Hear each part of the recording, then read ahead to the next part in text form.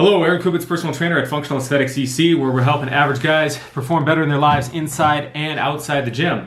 And today's video is going to be a follow-up or a sequel to the video that I did several weeks ago talking about sodium. This one is going to be more of a general video talking about electrolytes overall.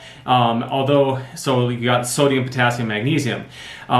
But I'm going to focus primarily on potassium in this video, and I'm also going to touch on calcium as well. So, because calcium also plays a role in muscle contractions, as well as, you can get cramping and stuff for various different reasons with that. So I figured it would go along well in a video pertaining to electrolytes. So to start off, kind of recapping some of the stuff about sodium. If you're not getting enough sodium, you might have problems with your digestive system, because sodium is involved in producing HCl, or hydrochloric acid, which is your stomach acid. Another thing that sodium can actually do is to help in glucose absorption, and this is why having salt mixed in with your electrolyte drink, can help to absorb more glucose. And this is also why people who are consuming a lot of sugar or a lot of refined carbohydrates might benefit from getting more salt in their diet to help process those carbohydrates. Ultimately, if you're not going to be reducing the intake of those. Then sodium and potassium are actually involved in energy production, right? So the sodium potassium pump in the body, and there's billions of these inside of your body, and they're responsible for helping to produce energy in your body. And so if you have a deficiency of either sodium or potassium, or an imbalance between the two, it's going to negatively affect your energy. And this is why if you're really low in sodium, really low in, or deficient in potassium, you might experience undue fatigue or muscle weakness.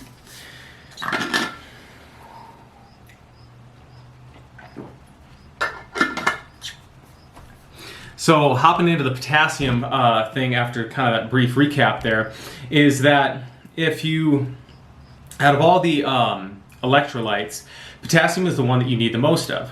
So whereas sodium, the RDA for sodium is 2,300 milligrams a day.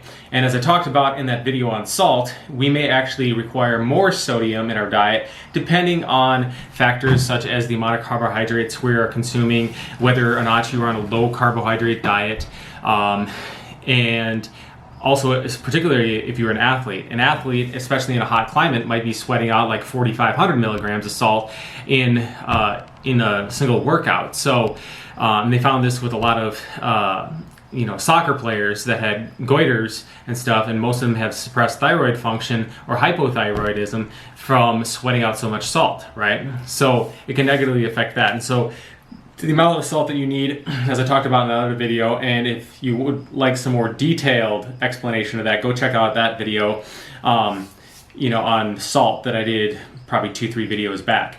Now with potassium, the RDA for potassium though is 4,700 milligrams of potassium.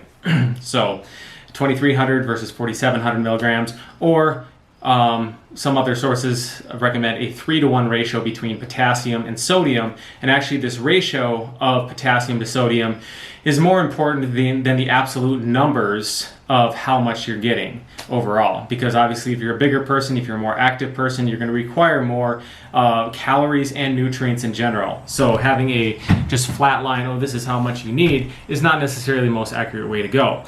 So we go with ratios. The same thing with the fatty acids. The ratio between omega-3s and omega-6s is more important than the absolute quantity of the fat that you're getting, because it's going to vary from person to person.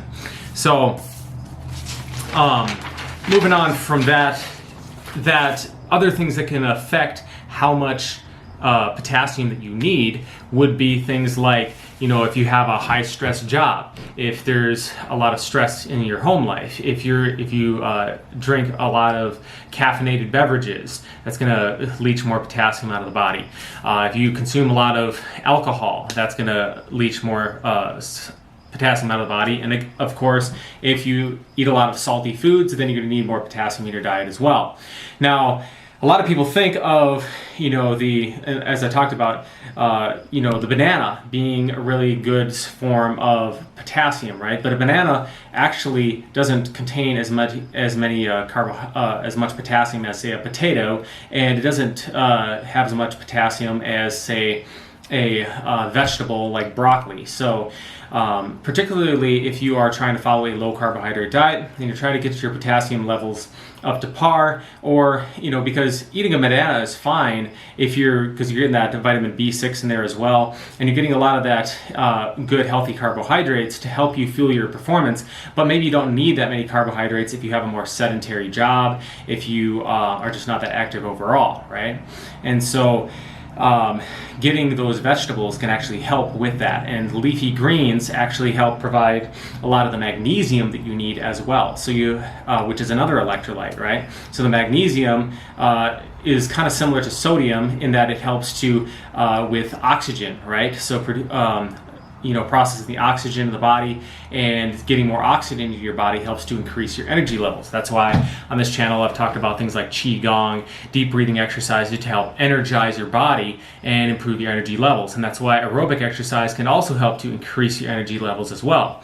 So when you get in those green leafy greens, chlorophyll, the core of that is actually magnesium, right? So magnesium helps to relax muscles. It helps to oxygenate the body as well. It can help you have better bowel movements and things of that nature. So also coming back to that, around to that calcium bit, that you need a good balance between calcium and magnesium. Otherwise you can form bone spurs. So simply taking a bunch of calcium can actually cause you to get, kidney stones, bone spurs, and stuff like that, because you have all this calcium that your body is not able to efficiently absorb because it doesn't have enough magnesium for that. And most people today are actually deficient in magnesium, so getting things like pumpkin seeds, getting things like beans, and especially getting those green leafy vegetables are going to probably be your best source for getting magnesium. And you can also take a magnesium supplement. I've talked about those in some other videos I've made.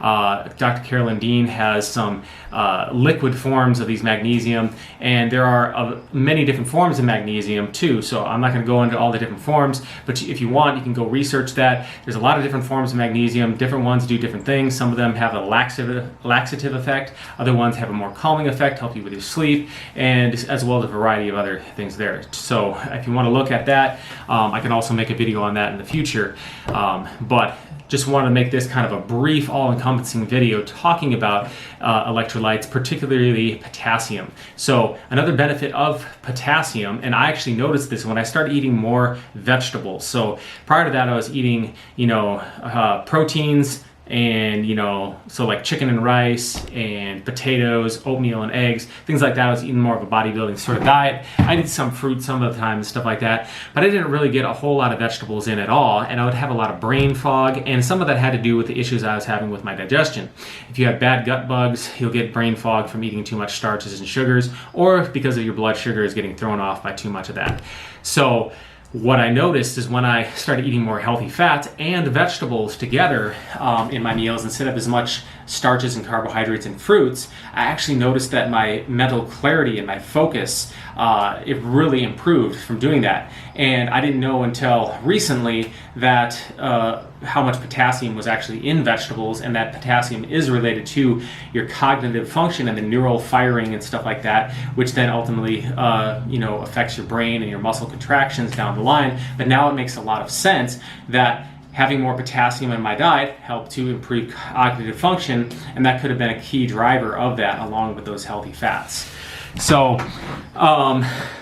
another thing is, if you are clumsy and you have coordination problems, potassium can actually help with that, because it controls the area in your brain, or it helps the area in your brain, the cerebellum, that is related to that. So a lot of kids who have coordination issues, dexterity issues, or if they play sports and stuff and they want to have better hand-eye coordination and just be better overall athletes, getting more potassium, green leafy vegetables in their diet can actually help them to perform a little bit better. And then lastly, what potassium can help you do is to help to with that activate the parasympathetic nervous system, or that rest and digest. So in combination with potassium and magnesium can actually help you to feel more relaxed, feel more calm, and when you are in stressful circumstances. And again, that goes back to why, if you are in a stressful circumstance, you might actually require more potassium than an average person, and above that 4,700 milligrams a day recommended daily allowance for potassium. I think that's all that I had here for the electrolytes.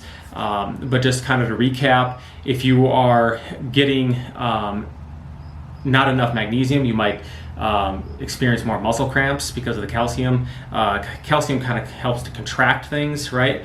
And the magnesium helps to, on the opposite side, to relax things. And so if you're deficient in the magnesium, you might be contracting, but then it's having a hard time relaxing that muscle again as well.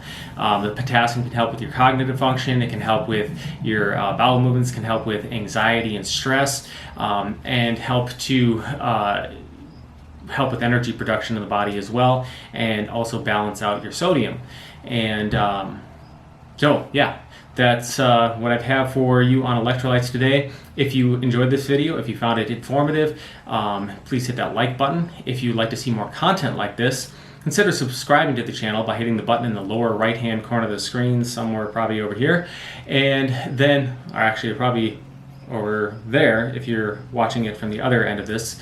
And we'll see you all next time for more health and fitness related information. Thanks guys for watching.